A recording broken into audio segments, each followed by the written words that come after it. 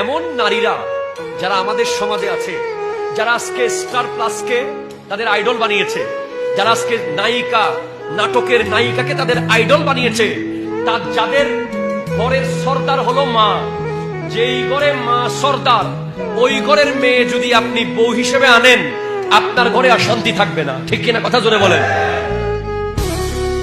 আর যেই ঘরে বাপ সর্দার, ওই ঘরের মেয়ে যদি আনেন, আপনি নিরাপদ থাকবেন। আজকে আপনি দেখবেন যে অসংখ্য পুরুষরা আছে যারা লজ্জায় বলতে পারতেছে না, কিন্তু বিবিকে না পারতেছে ঘর থেকে বের করে দিতে, না পারতেছে তালাক দিতে, না পারতেছে মেনে নিতে।